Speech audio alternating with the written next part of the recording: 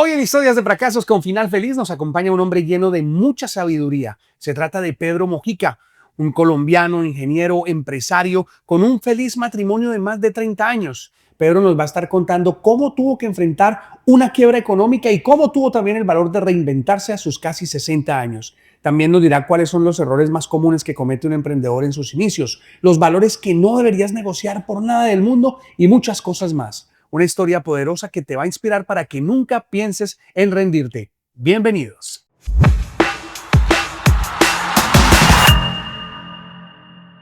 Bienvenidos a una historia más de estas historias de fracasos con final feliz. El invitado de hoy, un invitado súper especial, se trata nada más y nada menos que del ingeniero Pedro Mojica, santanderiano de pura cepa, una persona con mucho conocimiento técnico, pero también con gran conocimiento de la vida. Y precisamente de eso vamos a hablar con Pedro en estos minutos.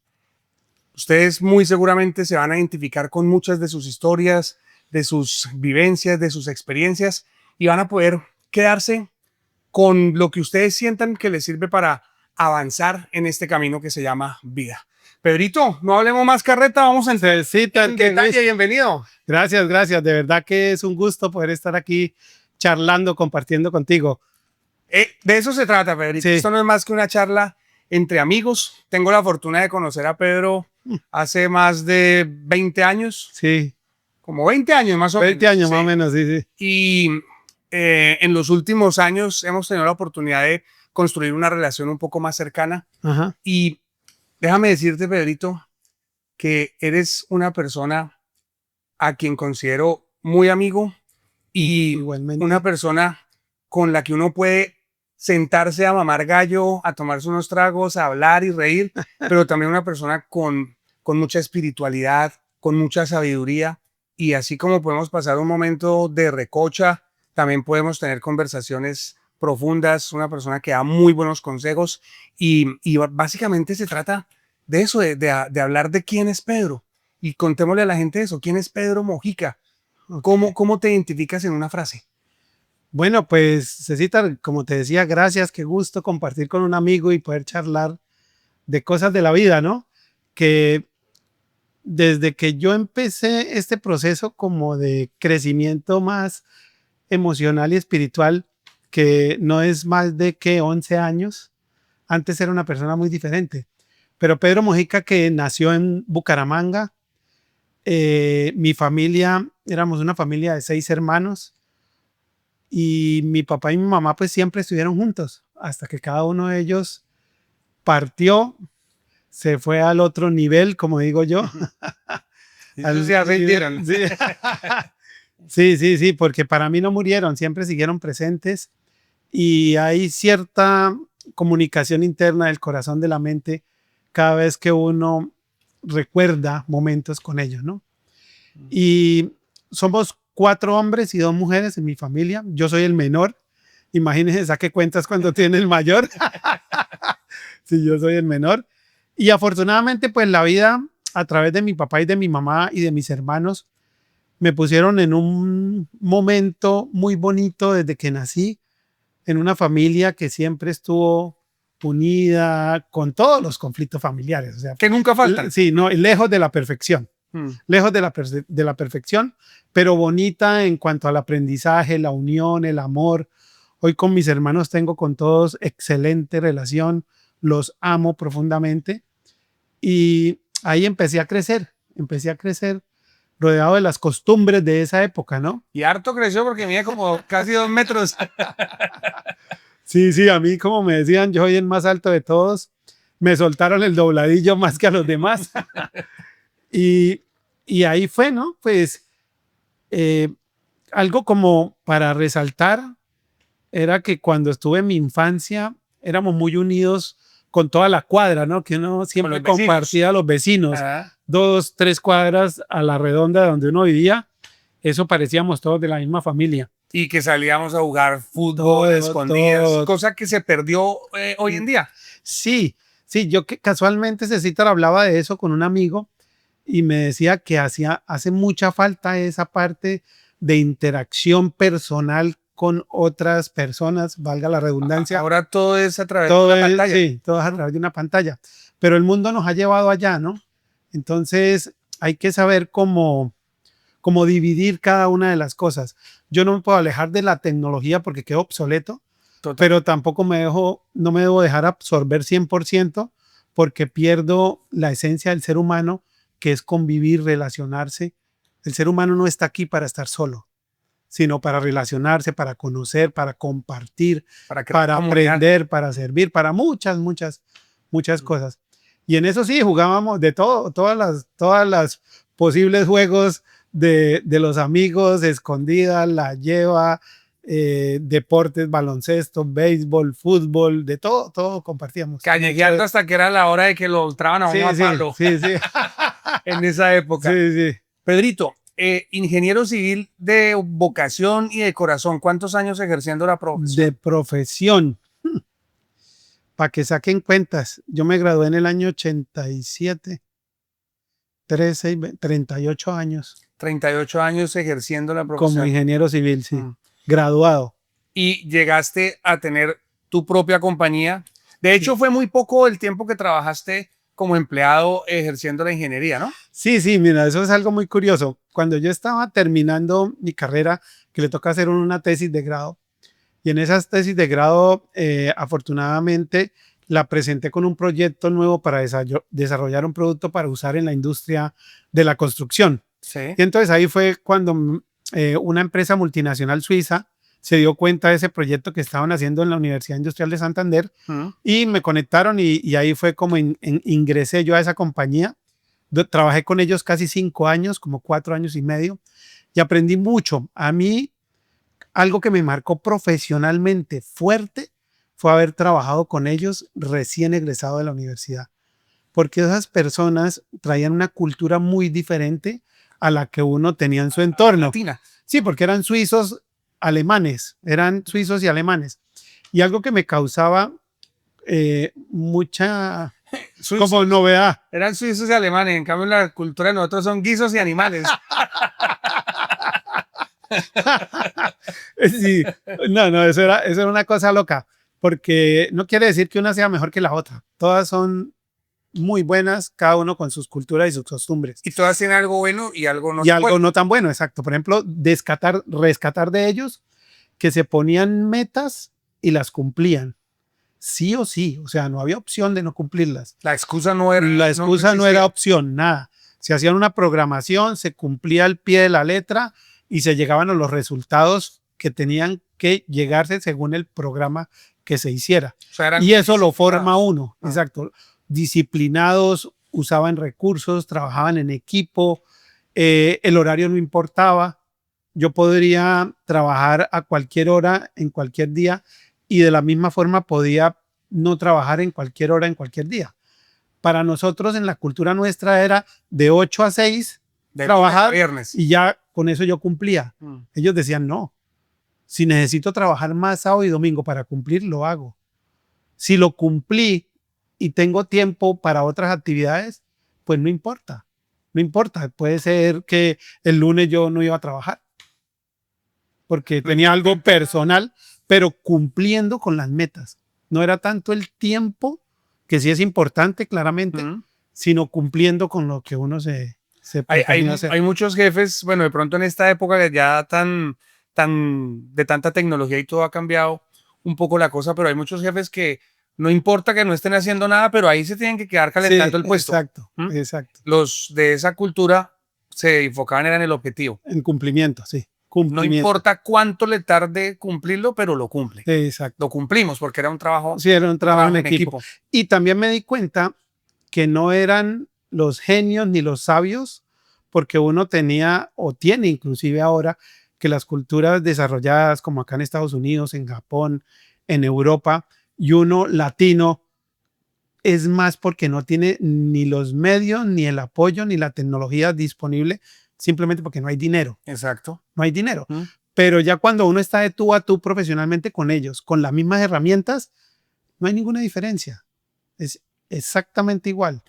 Dicen un poquito con respecto a la cultura japonesa que mencionas, que ellos no inventaron el carro, no inventaron el reloj, no inventaron los equipos de sonido, no han inventado nada, Casi nada, sí. pero son líderes en la industria automotriz, tienen los mejores Tecnología. relojes de todo, y que la diferencia es algo que mencionabas al comienzo y es la disciplina. Sí. El latino tiene mejores ideas, tiene más berraquera, como lo decimos Sí. nosotros, pero a veces somos muy distraídos y esa distracción nos aleja de los objetivos.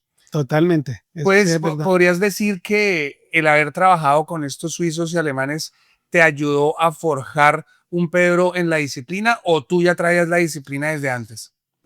Pues en la universidad yo creo que lo que aprende uno es disciplina, cumplir con pasar las materias, estudiar para los exámenes y pasarlo. Lo que toca. Lo que toca, lo que toca.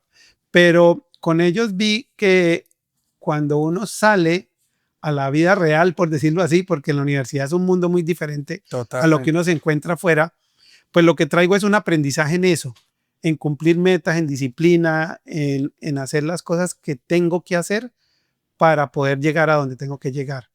Porque muchas veces uno se llena de motivos, de excusas, de dificultades, de temores, de miedos, y esa vaina lo que hace a uno es que lo bloquea. Y uno no arranca, o si arranca, arranca sin ganas, o arranca sin la actitud que debe tener para afrontar las cosas. O al menor inconveniente renuncia. Exacto. La persistencia es algo que también es tenaz. Con ello lo aprendí porque uno no todas las veces logra la meta en el tiempo que quiere y por eso no la voy a abandonar. Nosotros somos muy inmediatistas. Pedrito, una pregunta. ¿Cómo hace una persona para saber hasta qué momento es persistencia y a partir de qué momento ya es terquedad? Porque también Sí, hay que claro. tener como clara esa línea para saber, no, definitivamente no, ya no voy más de terco, o hasta dónde tengo que insistir. Sí, es muy buena pregunta. Yo creo que no hay la fecha límite exacta, no la hay porque depende del proyecto, depende de lo que me proponga hacer. Pero yo sí puedo decirlo porque lo he vivido.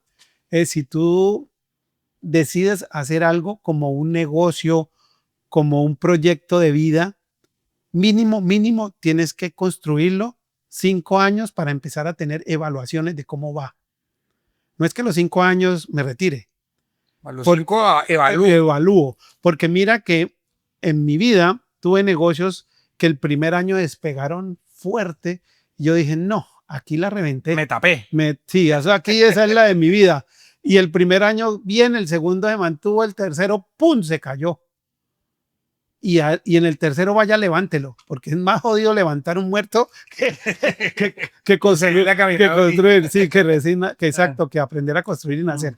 Entonces, cuando uno está en esa etapa de que se le cayó el proyecto o se le cayó el negocio, es donde uno debe sacar su tenacidad y su disciplina. Porque para mí la disciplina es ser uno berraco y tenaz en hacerlo así no quiera, así se sienta mal. Y ahí es donde tú empiezas a aprender qué falló, qué pasó, y empiezas no a arrancar, ¿cómo es que dice? No es arrancar de cero, sino arrancar de nuevo, porque ya traes un aprendizaje. Experiencia. Sí, un aprendizaje con una experiencia. Y ahí vuelves y a los 5 años tú estás en un nivel intermedio o más bajo. Entonces no quiere decir que un negocio, si el primer año llegué tan alto, es el negocio de mi vida, o si no llegué a donde quería, tampoco es el negocio de mi vida. Hay que construirlo. Es ya, como un hijo más. Sí, exacto. Un hijo incluso en más años. Y claro. Bombril. Claro, porque un hijo no es que 2 años y no aprendió a caminar, devolvámoslo. Sí, no. Sí. No. Primero no se puede. Sí. Pedrito, trabajas entonces más o menos 5 años en esa compañía. Es la única vez en toda tu vida que has estado empleado. Es la única Ahí vez. decides empezar tu faceta de emprendedor y montas tu propia compañía de ingeniería. ¿Cómo fue tomar esa decisión de estar en una empresa multinacional? Me imagino que con muy buenas condiciones, una empresa que tenía presencia en muchas partes, y decir, me aventuro a luchar por lo mío. Ok, algo que yo vi en esos 5 años es que los socios de la compañía y el gerente general, que era socio de la compañía, él viajaba 1 mes al año de vacaciones con la familia a Europa, donde quisiera. porque ya tenía una compañía que esté o no esté él, funcionaba. Sí. Funcionaba. Era una persona que, si lo vamos a ver desde el punto de vista material, podría cambiar por el último Mercedes-Benz cada año si quería. Sin Compraba la casa que quería, tenía los mejores clubs, todo eso. Y yo me puse a sacar cuentas con mi sueldo. Y dije, con ese sueldo compro un Mercedes cada 20 años. Y el de hace 20 años. Eso sí, yo que para estrenar, tengo que pensarlo más, ¿no?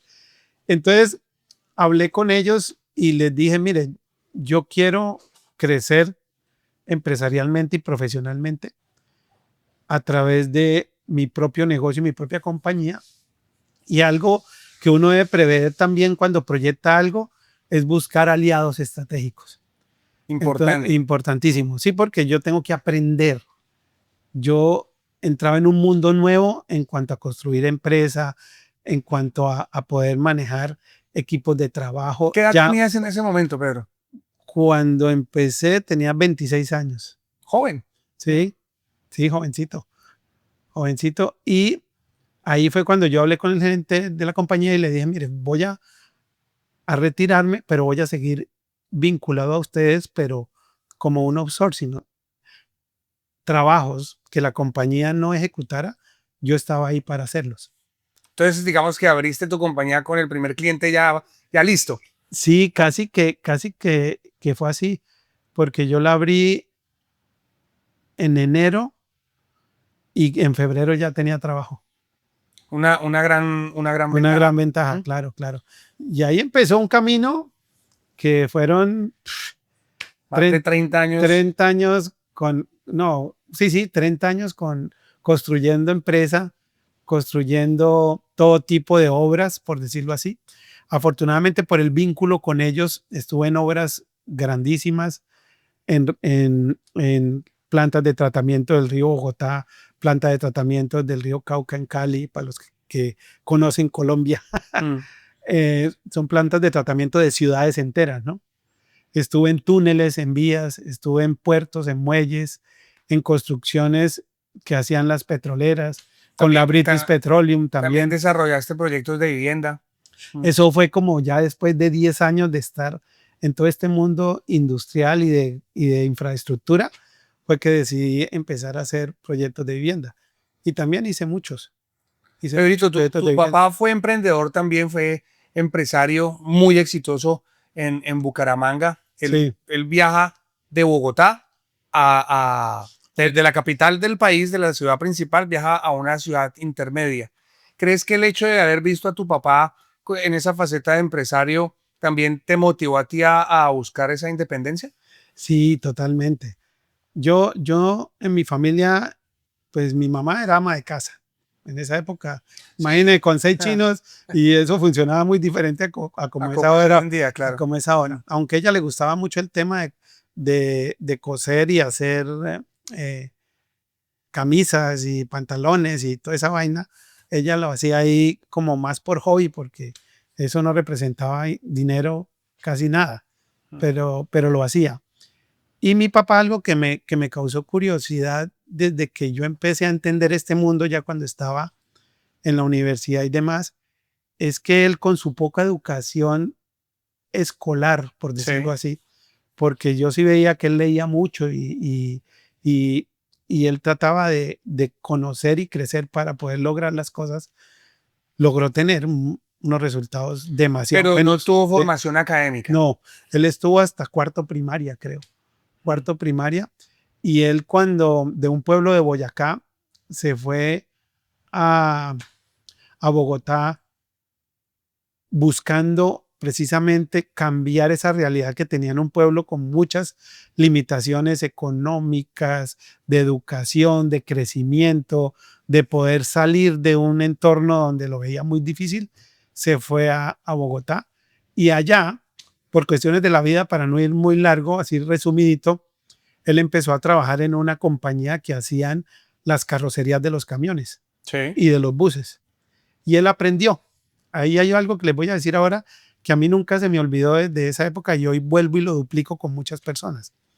En Bogotá era donde estaba el acopio, donde había más la competencia de ese tipo de trabajos. Habían varias compañías que hacían lo Era la mismo. ciudad más grande, entonces en teoría era Exacto. donde había más trabajo. Sí, y donde había también más competencia, que precios, que cumplimiento, que necesidades, muchas cosas. Y él, con su poca educación, dijo, voy a buscar una ciudad pequeña donde no hagan esto y yo allá voy a ser pionero. Voy a tener el monopolio. Sí, voy a tener la posibilidad de hacer crecer un negocio que no está en ese momento. Y él me decía, yo me acuerdo, me decía, hijo, es mejor nadar con delfines que nadar con tiburones. Y nadar con tiburones es donde hay mucha competencia, muchas cosas por cumplir, a ir a un sitio donde es más relajado, donde de pronto las oportunidades de negocio no son el mismo volumen de allá, pero como no estoy compitiendo, estoy solo en el mercado. Exacto. Entonces él llegó allá, empezó a duplicar, empezó con carrocerías pequeñas, luego empezó a darse a conocer, luego más grandes, y no, creció muchísimo. Y terminó, según me has contado, que una de las características de Pedro es que es un gran contador de historias, lo puede tener a uno horas y no se aburre uno para nada con todos los cuentos, las historias, los dichos. Sí. Según me has contado, terminó siendo dueño de medio Bucaramanga, tu papá. No, ojalá. No, pero sí creció mucho, fue muy reconocido y fundó varios negocios en común y sí, le fue demasiado bien. Demasiado bien que a nosotros ninguno trabajó hasta que él se murió. Siempre estuvo nosotros en la universidad y él todavía suministrando a 6 personas, nunca nada. Pero lo hacía era más por amor, porque creciéramos, porque en esa época sí o sí tenía uno que ir a la universidad si quería ser alguien en la vida, le decían.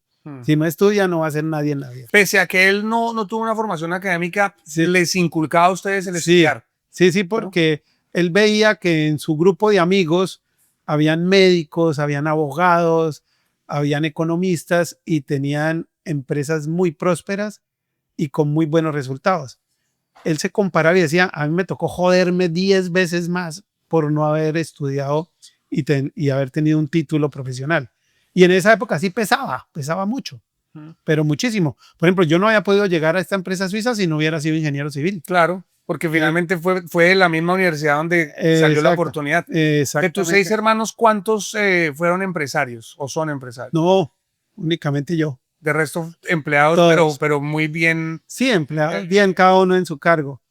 Cada uno en su cargo. Mi hermano mayor fue en el tema académico en unas universidades en Bucaramanga. Mi otro hermano Martín estuvo en la industria petrolera, en Ecopetrol. Y todos mis hermanos han estado así en cargos profesionales de acuerdo a lo que estudiaron. Hay ingeniero de sistemas, metalúrgico, físico, sociólogo de sistemas y yo. Pero Pedrito, hablando un poquito de eso de la formación académica, que hoy en día está como ese dilema. ¿Estudiamos? ¿No estudiamos? Vemos que las personas hoy en día quieren ser influencers, tiktokers, salen memes que dicen en 20 años cuando todos sean tiktokers y usted se enferme, entonces ¿a qué médico va ahí? Tú tienes 2 hijos, uno se fue por el lado de la academia, estudió, hizo su especialización, viajó fuera del país. La otra tomó la decisión de no estudiar y ser empresaria. ¿Cómo ves tú desde esa perspectiva el tema de la educación hoy en día? Yo veo que la educación es una decisión propia, porque no hay que tomar la educación como ir a la universidad. Porque tú me acabas de decir algo que lo hemos vivido con mi esposa, con nuestros hijos. Un hijo que estudió arquitectura, luego se fue a Australia y hizo una maestría en ingeniería civil y se dedicó a estudiar y a estudiar y a estudiar. Y a él ese mundo también le ha dado buenos resultados. Y mi hija, que me causa risa, porque en esa época, cuando ella nació, como al año, le compré un plan con una compañía que no va a nombrar, pero que uno pagaba anticipado la educación universitaria de ella. Y esa plática se perdió. Pues, ella a los 5 años ya tenía la universidad paga. en la que quisieran, la más costosa, en la que En quisieran. cualquiera del mundo, ¿no? No, en Colombia. Colombia, ok. En el mundo tenía unos límites hasta cierto valor, Ok. pero en Colombia sí era la que quisiera. Y cuando decidí no usar la universidad ni estudiarla, pues mira que gracias a que yo ya estaba recibiendo información, lo tomé muy bien, muy tranquilo y entendí que para uno lograr cosas grandes en la vida no necesita ir a la universidad, pero ojo, sí necesita educarse, Es sí que necesita leer, sí necesita buscar, sí necesita meterle información aquí a la torre de control que le sirva para lo que usted decidió hacer. una cosa es irse por la formación académica, que si tú vas a estudiar medicina, quieres ser médico, necesariamente tienes Sí, que pasar por a una una universidad, universidad, si quieres ser ingeniero, si quieres, lo que sea. pero si tu pasión, si tu propósito no está conectado con la formación académica, puedes irte por otro lado, pero lo que tú dices no quiere decir me voy y lo que venga. No, Hay tiene que educarse. Y si te digo, una persona que toma esa decisión tiene que educarse incluso más que la persona que va Exacto. a la universidad, a la Sí, academia. porque la realidad es que en una universidad de los 10 semestres que me sirva a mí de mi carrera como profesional, por ahí 4. El resto son más de formación como persona, como de disciplina, como profesionalmente. Pero de la carrera, de lo que yo escogí para yo salir a ponerla en práctica, de los 10 semestres, exagerando la mitad. Y es que en mi caso, por lo menos, yo estudié periodismo y comunicación. Sí. Y cuando salí a trabajar ya al mundo real, cuando llegué a la primera emisora, yo me di cuenta que lo que yo había estudiado no me servía para aplicarlo en el mundo real. Es otra cosa. Yo estuve, todo el tiempo que estuve yendo a la universidad, tuve varias clases que se llamaban taller de radio. Y en el taller de radio uno tenía que llevar un libreto y en el libreto venía específico, la cortinilla suena tantos segundos, sube, Sí. el control la baja, usted entra y dice tal y tal cosa, todo perfectamente libreteado. Cuando yo llego a trabajar en radio, yo me siento a esperar a que me den mi libreto y resulta que eso no existe había. en el mundo real. Sí. Años después me encuentro con un amigo con el que yo hice 2 semestres de ingeniería civil, o sea, somos medio me has coleguitas, contado, sí. pero no conecté. No, pero en 2 semestres uno no alcanza a probar nada de ingeniería Sí, civil. no conecté con eso, pero me encontré con un amigo que él sí terminó y yo le dije, venga, a mí me pasa algo con la comunicación, es que lo que yo vi en la universidad no se aplica en la vida profesional. Pasa lo mismo con la ingeniería. Entonces me dijo, muchas cosas sí. Sí, Le dije, en la vida diaria ustedes aplican tanta matemática como ve uno en la universidad. Me dijo, no, eso ahora es con programas, uno mete los datos a los programas y ya. Sí, no, yo me acuerdo que uno hacía cálculos todavía con manuales. Sí, con hoja y papel y lápiz, como dicen, y borra y tacha y corría, y terminaba después de 3 horas que no le dio el resultado y devuélvase a buscar dónde estaba el error. Es que aquí era un menos. Sí, no, ahora uno lo que tiene que aprender es a dominar y a manejar los software que ya existen. Y también conocer de esencia, porque la ingeniería civil es de una responsabilidad gigante, porque uno es responsable de la vida de muchas personas. Porque un médico mata a uno a la vez, pero uno se cae en un edificio o un puente y a cuántos. Sí, entonces tiene que ser muy responsable, muy responsable y saber cómo se hacen las cosas bien. Y algo que me gustó a mí de la ingeniería después de hace como unos 11 años que empecé a construirme como internamente yo, porque había construido afuera, pero internamente más bien poquito. Vamos a hablar de eso que mencionabas al comienzo y dices que más o menos hace unos 11 años empezaste a trabajar en ti, sí. en el ser de Pedro. Ajá. Habías trabajado en el tener, llegaste a tener una compañía muy exitosa, sí. llegaste a tener cierto nivel importante dentro de la sociedad en Colombia, pero ¿cómo empiezas a trabajar en el ser? ¿Cómo te das cuenta que necesitas trabajar en Pedro, en quién eres? Miren, eso tengo que aceptarlo, que influyó muchísimo mi esposa. Ella arrancó antes en eso y para mí decía, eso no pierde el tiempo, eres maricada. Enloqueció. Sí, no, eso es una pérdida de tiempo. Eso, si yo soy ingeniero, estoy en ingeniería, consiga contratos, desarrolle proyectos, venda y vuelva y arranque y controle y listo. Todo muy enfocado a la parte, como digo yo, como palpable, como de elaboración, como como material, por Sí. decirlo así, Ujú. que para mí tengo que aceptarlo en esa época, que hoy entiendo que uno tiene que tener una escala de valores y tiene que tener como sus 10 mandamientos, aparte no estoy hablando nada religioso, sino mandamientos propios, que es más importante para ti, que es Como 10 número uno, mandamientos éticos, por llamarlo de alguna manera. éticos o de trabajo también. Si yo arranco un proyecto, tengo que tener claro que hay cosas que no son negociables, como de pronto hacer contratos por debajo de la mesa no es negociable, bajarle la calidad al producto que estoy desarrollando no es negociable. Muchas cosas que no son negociables, ahí están en mis mandamientos.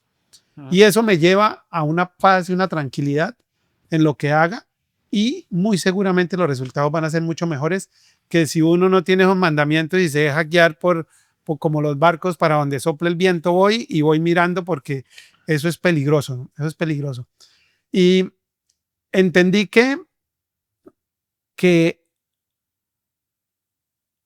en muchas ocasiones me sentía, es que estoy buscando la palabra como adecuada para decirlo, como que esa paz y esa tranquilidad y eso interior como que faltaba, hay un vacío ahí, hay algo que O no sea, me tú, cuadraba. Yo por más que decía, trabajabas, por más logros que sí, alcanzabas, sí, por más sí, cosas materiales que tenías, sentías que algo te faltaba y que no lo estabas llenando con las cosas que sí, tenías. sí, O sea, exacto, que o no sea, era, seguías teniendo como un vacío. exacto, porque logré tener buenos proyectos con la empresa, los buenos resultados, impactar muchas familias. Para mí era muy importante generar trabajo, generar empleo, mi familia, poderle darle un bienestar, poder compartir con muchos amigos, pero todo terminaba en lo mismo, ¿no?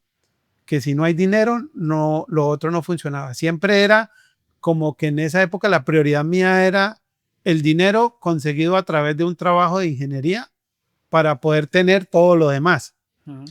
Y me di cuenta que es al contrario. Es importante todo lo Es, demás. es al contrario. Por eso aprendí que primero uno tiene que ser para luego hacer y por último tener. Y antes era tener para luego hacer y querer ser. Pero entonces este ser no existía en mí. Era solamente tener y hacer, hacer y tener, pero no había ser. Nos enseñaron la ecuación al revés. Al ¿Eh? revés, al revés. Y hoy estoy completamente seguro de eso. Estoy completamente seguro de eso. Tanto así que cuando yo estoy lejos de llegar a donde quiero y de la perfección y cometo muchos errores y es un constante crecimiento, pero entendí que yo escuché a una persona que no me acuerdo el nombre ahora, que cuando uno primero es y trabaja en su ser, la parte emocional cada día es mejor. Y uno aprende que si emocionalmente estoy bien, todo lo demás fluye de una manera que uno no cree. Pero para llegar a eso no es sencillo. Y para llegar a eso hay que trabajar la mente, el espíritu, el corazón, Para las llegar a eso, creencias, muchas cosas. para llegar a eso, Pedrito, yo creo que lo primero es eso, cambiar las creencias. Es como Ajá, salirme de la caja eso, y empezar a romper con todos los paradigmas que nos enseñaron y darme cuenta que el camino es diferente. es diferente. Y es pelearme muchas veces con familiares, con amigos, Sí, conmigo mismo. sí, sí, ¿Mm? sí, tienes toda la razón. Y eso lo lleva a uno a un caos al final, a un caos que no sé, yo creo, cada vez escucho más que hay gente con mucho dinero, pero con su vida hecha un caos. Por eso, Familiares, de amigos, cosas terribles que no en todos los casos pasa, pero hay un caos, ¿no? es que si el dinero fuera la respuesta, uno no vería que personas adineradas se quitan la vida. Exacto. ¿Mm? Sí, pero tampoco es que todos los adinerados Sí, no, no, también. no, no, no. Pero miren que el tener dinero yo después entendí que es bueno, es importante y hay que hacerlo porque el llegar allá, en ese camino, yo crezco como persona. Lo que pasa es que el error que yo cometí y que cometemos muchos es que llegamos allá sin ir pegados de un crecimiento como ser. Y eso es lo que uno no debe olvidar. Porque si tú ves, la mayoría de los que han construido mucho dinero son personas valiosas porque trabajaron en su ser también. Entonces, el camino de llegar allá pegado del crecimiento mío es fabuloso. Porque cuando yo digo, cuando uno tiene inteligencia emocional cada vez mejor, mi vida es mucho más agradable, los resultados son mejores, atraigo cosas que muchas veces uno no se explica de dónde llegan y a todos nos han pasado, ¿sí o no? Que uno a veces le llegan cosas que uno dice, pero ¿de dónde? Un milagro, gracias Dios o algo así. No, es por el nivel energético, si lo quieren creer, o emocional, o muchas cosas que Uno uno empieza a quiere. vibrar en la misma frecuencia Ajá, de las cosas que atrae, sea lo bueno o sea lo malo. eso sí es cierto. Sí o Créalo sí. o no lo crea uno, Ajá, es una ley de la vida, es una del ley del universo. que Sí, funciona. sí, Sí, es como la ley de la gravedad. sí, No, yo no creo en la ley de la gravedad, sí. pero si me boto de un quinto piso, Me mato. así, por más que no crea, voy para el suelo. Y lo Exacto. mismo pasa con la ley de la siembra y la cosecha, la Todo. ley de la vibración, la ley de la atracción. Y muchas veces vibramos en cosas que no queremos atraer. Vibramos en escasez, vibramos en miedo, vibramos en tristeza. Ujú. Son vibraciones bajas. Entonces, cuando empezamos a trabajar en nuestro ser, a cambiar nuestra manera de pensar, de ser, de actuar, empezamos de manera consciente a elevar ese nivel de conciencia y ese nivel de Sí, vibración. porque nosotros sí o sí somos pura energía. El que hoy en día todavía no crea eso, me da pena, pero tiene que trabajar mucho en eso. Porque nosotros como ser humano somos pura energía, lo que tú acabas de decir. Y depende en qué nivel de energía esté vibrando yo para poder tener una vida lo más, lo más cercana a la que yo quiero. Porque si yo quiero vivir en un caos también. Sí, Hay es gente, válido. claro, es Si decisión mía. eso, si eso los hace felices, Claro, hay muchas personas que buscan ese nivel de energía bajo, ese nivel de violencia, ese nivel de incomprensión. Por lo menos ahora que estamos hablando de este tema, me hizo acordar, yo antes reaccionaba muy rápido a algo que no estaba de acuerdo, era muy reactivo. Y hoy soy completamente diferente, porque entendí que cuando uno es reactivo, antes que uno querer imponerse o hacerle daño a un tercero, el primero que se hace daño es uno. Y decía una persona, hay dos ejemplos que me encantan.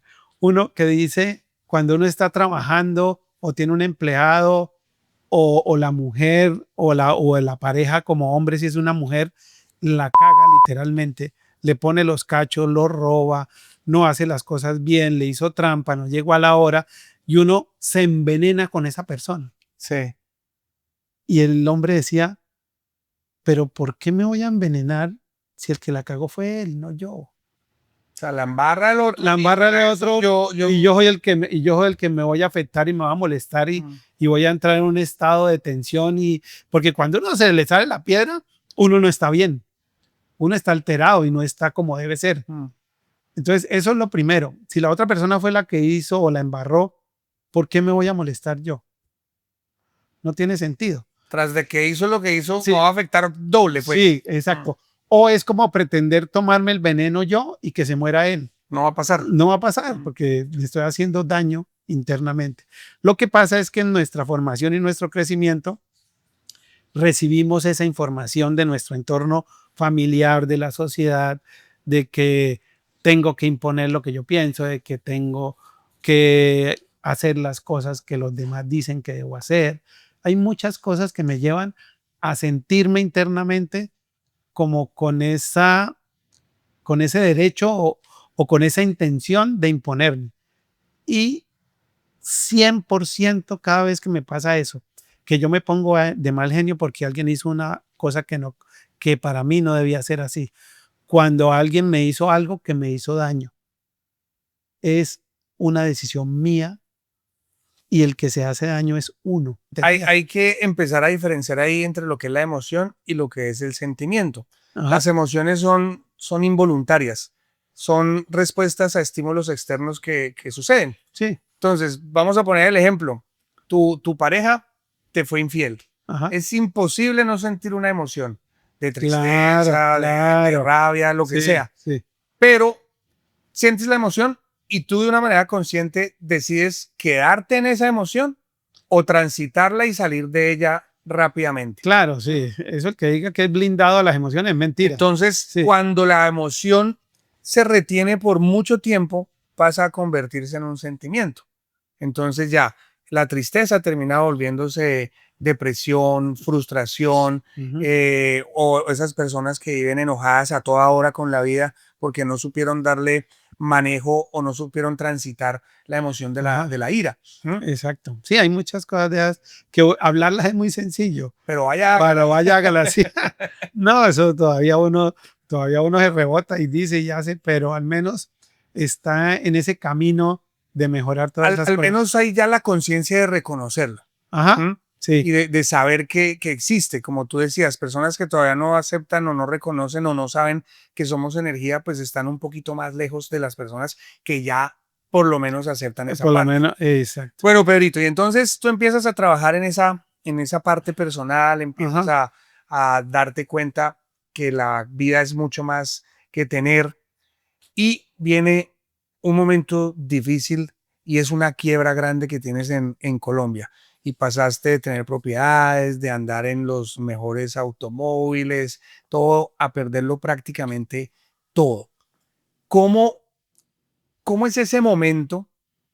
¿Cómo juega o qué papel juega ese trabajo interno que venías haciendo en ti para no enloquecer, para no desesperarse? Porque muchas personas Pegan un tiro, literal. sí, o se enloquecen y terminan de verdad en una clínica de reposo al enfrentar Ajá. una quiebra tan grande. Personas que de pronto en este momento están pasando por algo parecido, problemas con sus negocios o súper endeudados. ¿Cómo logras tú mantener la calma o recuperar la calma si en algún momento la perdiste y decir, bueno, eran cosas que las volveré a recuperar, o si no las recupero, no importa porque hoy en día es más importante otras cosas? Sí, a ver, a mí afortunadamente la vida como que me fue formando. Ujú. Yo doy gracias a la vida, a las decisiones, a lo que me pasó, porque yo era de los que pensaba que no había necesidad de un tropiezo económico financiero fuerte para tener resultados grandes. Decía, ¿cómo así que todo el mundo dice, no, es que hay que quebrarse 2, 3 veces? Ah, no, es que hay que vivir esos momentos, tocar el piso para poder ahí sí. Y si no, mira el ejemplo de este. Y decían de todos, que hay miles de ejemplos de deportistas, de empresarios, que primero cayeron 1, 2, 3 veces antes de estar donde están ahora, ¿no? Mm. Yo, como a mí no me había pasado nada de eso, y siempre mi vida ha sido una belleza, como decimos, Todo fluía. todo fluía, pues yo decía, pero ¿por qué hay necesidad de eso, no? Pero la vida se encarga de formarlo. Decirle, Pedrito, Sí, sí, venga. Sí, no es que sea necesario, sino que entendí que muchas veces si no le pasa a uno eso, uno mismo no se prueba a aprender algo para mejorar. Porque casi siempre yo digo que no hay cosas tan graves como para uno echarse a morir, o en los peores de los casos, porque viví 2 casos cercanos en Bucaramanga, ingenieros que perdieron capitales fuertes y resultaron encerrándose en el cuarto y pegándose un tiro. Y digo, pues, pero por plata, huevón. O sea, no tiene sentido. No tiene sentido. Porque eso así como viene, vuelve y se consigue. Porque, Pero en el momento en que tú te pero en ese enfrentas, momento es difícil, sí. Lo que yo digo. No es que caigan en la risa exacto, porque en el momento en que tú te enfrentas a la situación, a la realidad y dices, estoy quebrado, tengo a los bancos encima, ajá. me tuve que empezar a vender las cosas, ¿hay caos en ese momento? ¿O Sí, es eso claro. tú, no, No, tranquilo, no, paz y no, amor? no, no, ¿Mm? no, no. Caos total, claro. Y no duerme. Uno no duerme y buscándole soluciones y dando vueltas, pero siempre encontré la forma porque a mí durante esos 30 años eso me pasó. Yo decía, eso es como cíclico. Ya estaba esperando, como cada 9, 10 años había una crisis fuerte Sí. en la parte mía. No quiere decir que a todo el mundo le vaya a pasar cada 10 años, ¿no? A otros de pronto Pero, más rápido.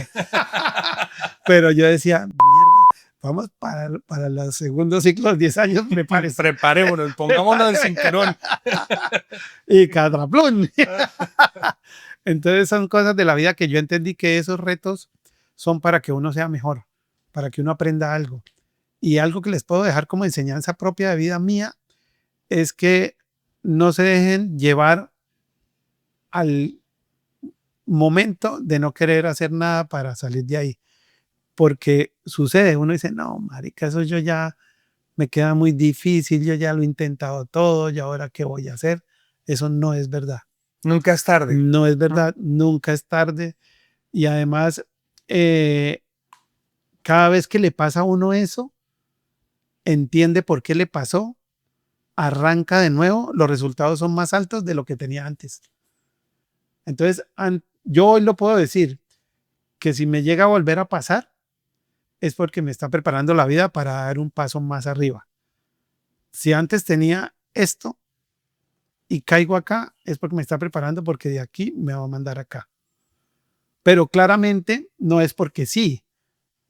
Yo tengo que formarme, aprender, educarme, evaluar y volver a construir. Demostrarle a la vida que estoy listo. Sí, exacto. Porque ponte a pensar cuando lo hiciste la primera vez. No tenías nada. Nada, cero. Ni conocimiento, ni aprendizaje, ni nada. Entonces, ¿cómo llegaste a un punto donde te sentías cómodo? Y ahí cuando caíste y llegaste acá otra vez, ya por lo menos tienes todo este recorrido de aprendizaje que no es empezar de cero, sino volver a empezar con un aprendizaje grande para que esto ojalá no te vuelva a pasar. Te van a pasar cosas nuevas, eso sí, no lo dudes. Pero lo mismo, por lo menos ya uno le puede evitar, ¿sí o no? Ya se sabe, ya, se supone que ya sabe. Aunque puede pasar algo, pero ya uno tiene que ser muy duro, muy cabeza dura para que no aprenda de un golpe de esos y permita que la vida vuelva y lo golpee por lo mismo. Vendrán cosas nuevas, gracias a Dios. Hace poquito también hablábamos, Pedrito, y me causó curiosidad o me impactó mucho algo que mencionaste y dijiste. Yo ya tuve plata, sé lo que es tener plata, sé lo que es comer en los mejores restaurantes, sé lo que es viajar. Y ahorita estoy en un momento de mi vida en donde si la plata vuelve y llega bien, pero si no, la plata no lo es todo. Hoy estoy en un momento en el que disfruto de los pequeños detalles de la vida, palabras más, palabras menos. Disfruto de irme con mi mujer un lunes por la mañana a la playa. Disfruto de sentarme a tomar un café con mi esposa en la terraza. Sí. ¿Cómo llega uno a encontrar esos placeres, a disfrutar esos placeres que siempre han estado ahí y dejar de lado el tema material que el sistema, los gobiernos nos han hecho caer ahí? ¿Cómo salir de ahí y empezar a valorar lo que verdaderamente es importante? Sí, yo creo que son los años muy importante. Uno no puede permitir que durante toda la vida tenga los mismos valores a los 20, los mismos valores, yo digo, las mismas prioridades, la misma escala de valores, perdón, no los valores, sino la escala de valores. A los 20 años, a los 30, a los 40, a los 50, a los 60, porque eso cambia. Entonces yo tengo que ir evolucionando. Si a los 30 años para mí lo más importante era construir un patrimonio, generar dinero, era a los 30 años. Pero si a los 60 sigue siendo el mismo, ahí algo no está andando bien. Algo no está andando bien. Yo no digo que todos tengan, porque yo hoy en día, gracias a Dios, tengo el tiempo para hacerlo. Y dicen que el tiempo es lo más valioso y hoy lo ratifico que sí. Y yo digo que la persona más rica es la que tiene el tiempo para hacer lo que quiera en el momento que quiera. Tú acabas de mencionar algo. El poderme ir un martes a la playa y estar todo el día, no todo el mundo lo puede hacer. Totalmente. Y no tengo millones de dólares en la cuenta. Y el que los tiene no puede hacerlo. Tiene la libertad de hacerlo. Exacto, la libertad de tiempo, porque tiene muchos compromisos. Pero no quiere decir que eso esté mal hecho, porque si él tiene 30 años, 35, donde está construyendo, pues en ese momento para él eso es lo más importante. Él dice, yo qué me voy a ir para la playa si puedo ganarme hoy $500,000 en un par de negocios. ¿A qué me voy a ir a llegar? Sí, exacto. Entonces, son valores, ¿no? Son valores de acuerdo a cada uno los define. Yo digo, cada uno tiene que definir su escala de valores dependiendo del momento que se encuentre en la vida. Y en este momento de tu vida, si definiéramos la escala de los 5 principales valores de Pedro Mojica, ¿cuáles serían? O sea, las prioridades. Primero, mi tranquilidad, mi parte de salud emocional, mental, física, de tener esa famosa paz interior de Kung Fu Panda es demasiado importante. Yo creo que en todas las etapas de la vida, pero hoy es lo más importante. ¿Y qué te Primero, da paz a ti?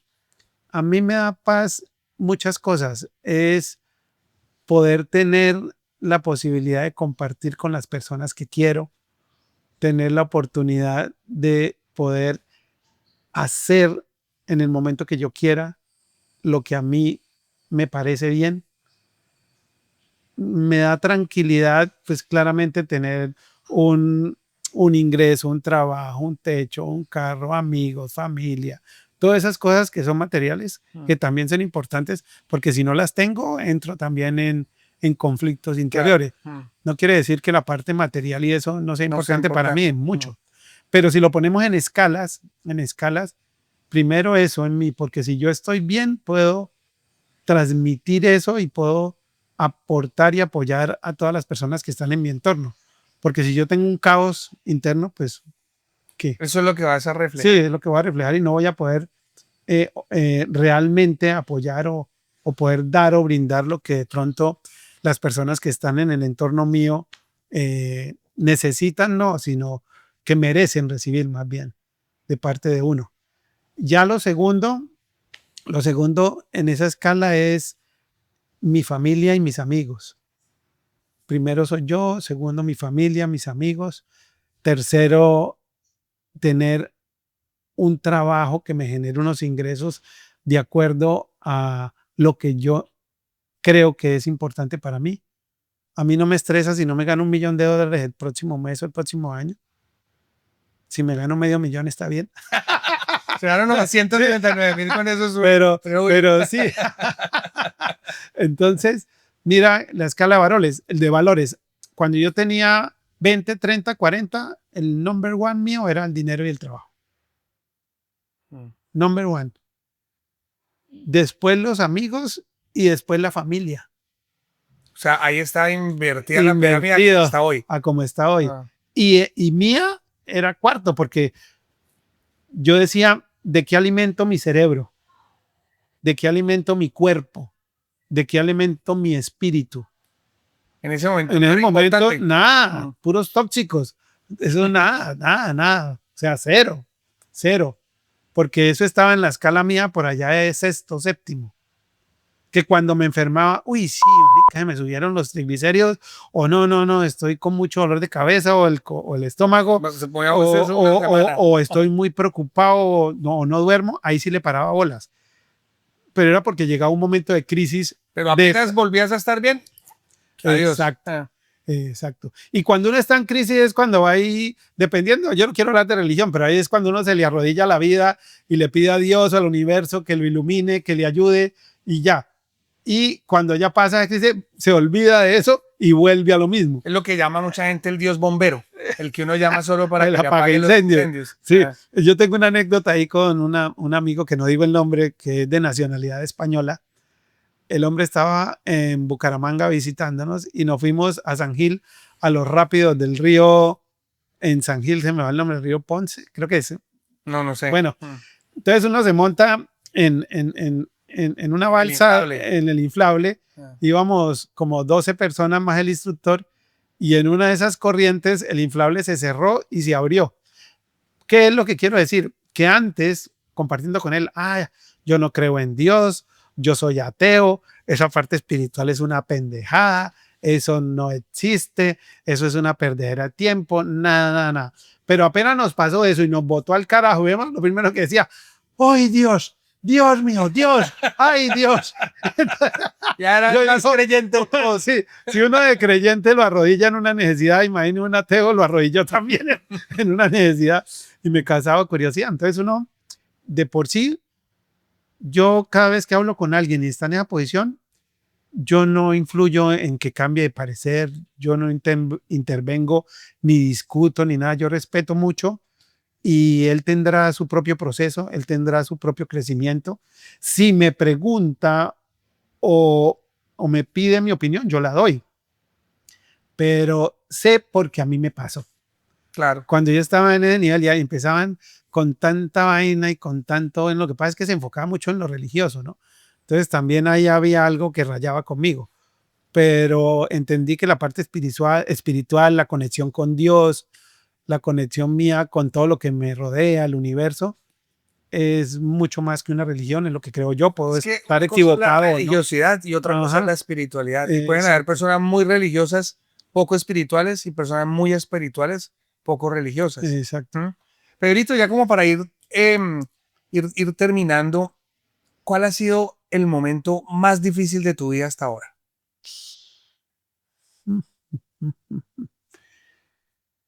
Yo creo que el que más me ha pegado duro fue la muerte de mi mamá. ¿Qué edad tenías?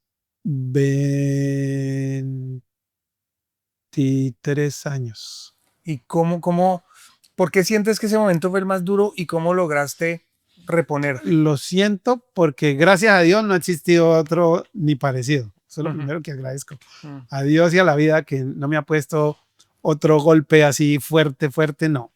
Porque financieramente comparado con eso no es nada, mejor dicho. Mm. ¿Y por qué? Porque no lo esperaba, fue imprevisto, ocurrió en un momento muy difícil de una celebración del matrimonio de mi hermano y fue cuando mi mamá se nos fue. Fue un golpe muy fuerte Para toda la familia. para todos, claro. ¿Y cómo lograste Inesperado. reponerlo? Y más que yo en esa época, la parte espiritual y todo eso, casi nada. Entonces, mira, que duré mucho tiempo en poder salir de ese dolor interno, porque no le daba la posibilidad de evolucionar y de crecer y de sacarlo, ¿no? ¿Qué te sirvió o qué tuviste que hacer para poder sacar ese dolor? No, yo creo que fue el tiempo, porque en esa época yo estaba muy alejado de todo, como ser espiritual y todo eso.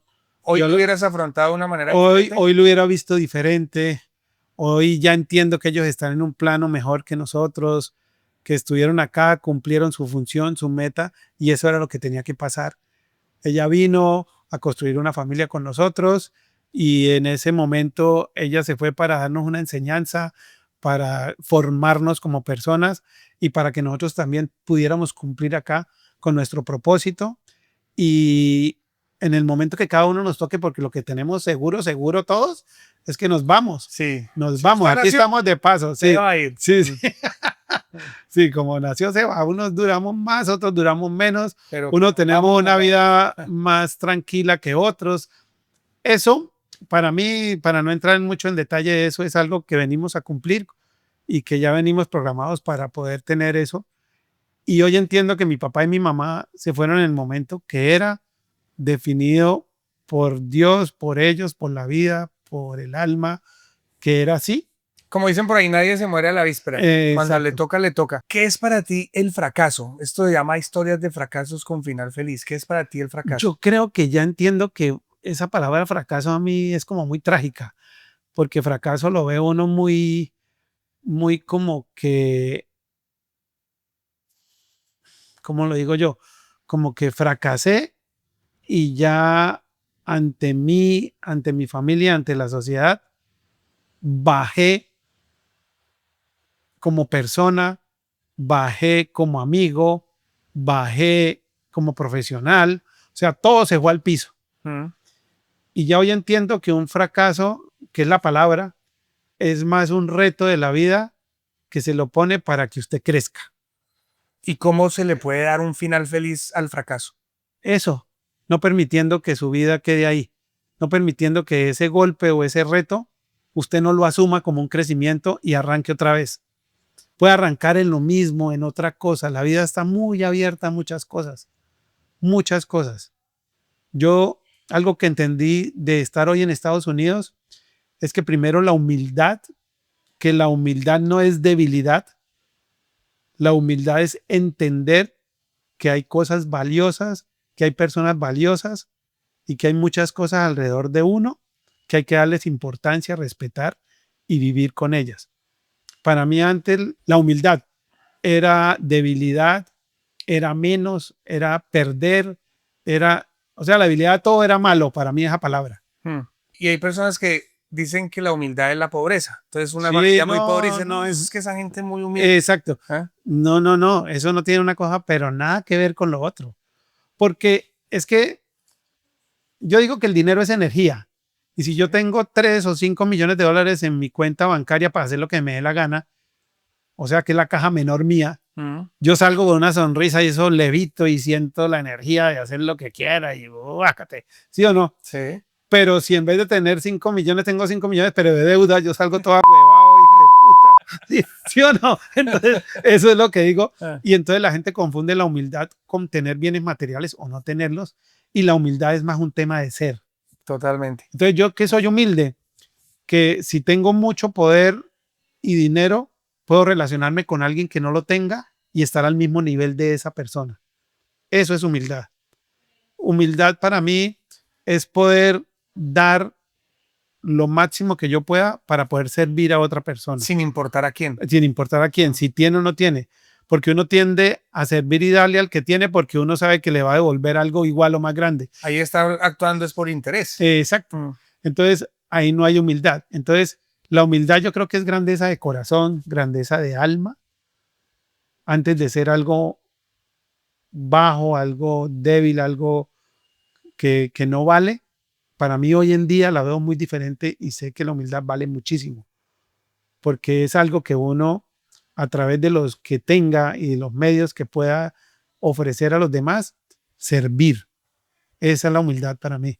Entonces la humildad no tiene nada que ver con pobreza financiera ni de patrimonio. Pedrito, si tuvieras la posibilidad de viajar en el tiempo y encontrarte de frente con tu yo. Con Patricia otra vez. Cojo por otro lado. Encontrarte con tu yo de 18 años, con el universitario, y hablar 5 minutos contigo mismo, pero en ese momento, ¿qué consejo le darías? Eso sí lo tengo muy claro. El consejo es que le dieran mucho más valor al ser, al construirse internamente como persona, emocionalmente, espiritualmente, y llenarse de todo eso tan bonito que construye un ser como persona. Que le diera mucha más importancia a eso. Y que lo otro que hizo, que lo vuelva a hacer, que la pasé muy bueno. Pero que me pareciera se vaya a salvar esa parte. Sí, no. Pero sí que le diera mucha importancia a eso y yo sé que la vida hubiera sido no mejor ni peor, porque cada uno cumple un ciclo y yo soy feliz con todos los errores, que son miles que cometí, pero ese sería el consejo mío. Pedrito, en este momento esa cámara tiene conexión directa a todo el mundo y por 60 segundos los 8.000 millones de habitantes de la Tierra van a estar conectados con Pedro Mojica y ese va a ser tu mensaje final para la humanidad. ¿Qué les dirías?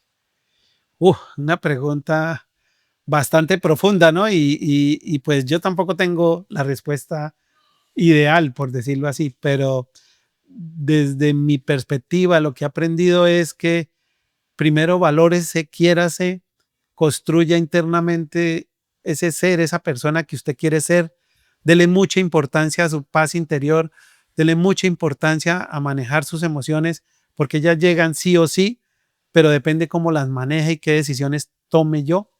Siempre manténganse en movimiento, siempre en movimiento. La vida es movimiento. En tu trabajo, en tu formación profesional, en lo que decidas hacer, emprender, trabajar, siempre en movimiento, siempre haciendo lo que tú tienes que hacer. Hay un libro que se llama Los Cuatro Acuerdos y uno de esos 4 acuerdos es dar lo mejor que yo pueda dar. No compararme que porque él da más, entonces yo no estoy dando, no, lo que yo pueda dar.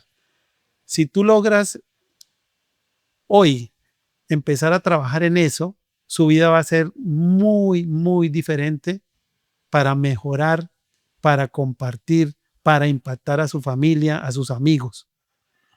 Si uno trabaja en eso desde hoy, la vida va a ser mucho más bonita, más alegre. Voy a llorar, sí, voy a reír, sí, me va a dar estrés, sí, pero voy a ser feliz también y eso es la vida. Yo siempre he dicho que me han escuchado algunos amigos de Citar y digo que la vida es como un electrocardiograma que va así, tiene sus picos y sus picos así. Hay personas que llegan a un punto en la vida y dicen, ojalá no pase nada, siga con el mismo trabajo, no me enferme, no pase nada, siempre se mantenga así, así, así. Eso ellos piden que sea así. Y esa no es la vida. Porque si tú estás en una clínica y tienes conectado el aparato ese que le mide el electrocardiograma, si hace así, ¿Qué pasó? No da más. Se murió. Ah. Entonces, cuando uno entiende muchas de esas cosas y trabaja en ellas, empieza a ser más agradable la vida, empieza a ser más bonita, con todos sus retos, con todas sus dificultades, con todo lo que pasa, pero más bonita. Pues es Pedro Mojica. Gracias. Nos estuvo acompañando. A ustedes que se quedaron hasta el final, muchísimas gracias por habernos acompañado a un capítulo, a un episodio más de Historias de Fracasos con Final Feliz. Ya lo saben, suscríbanse al canal, dejen sus comentarios, qué fue lo que más les gustó, qué enseñanzas se llevan. Comenten la palabra espiritualidad si quieren empezar a trabajar en la espiritualidad de ustedes mismos, en su crecimiento. Ya lo saben, activar la campanita para que no se pierdan ninguno de los contenidos de este canal, comentar, dar me gusta y compartir. A ustedes no les cuesta absolutamente nada y a nosotros como creadores de contenido nos ayuda un montón. Ese me gusta, ese compartir, ese comentario, esa visualización es el motor que nosotros tenemos, es la energía que recibimos para poder seguir y continuar llevándoles contenido de valor como este. Si les gustó, compártanlo con sus amigos. Si no les gustó, compártanlo con sus enemigos, pero compártanlo. No se lo guarden para ustedes. Y ya saben, me encuentran como soy César Agudelo en todas las redes sociales. El momento perfecto no existe. El momento perfecto se crea. Ya es hora de empezar a vivir para vivir. Pedrito, muchísimas gracias. No, gracias. Nos vemos en otra. Sí, nos dejó mucha tela por cortar. Hablamos por ahí un 10% de lo que tenemos ahora, pero el tiempo, de todas formas, muy agradable, muy chévere. Y gracias por la invitación, Cecita. Cuídense mucho y recuerden, estamos aquí para vivir. Chao.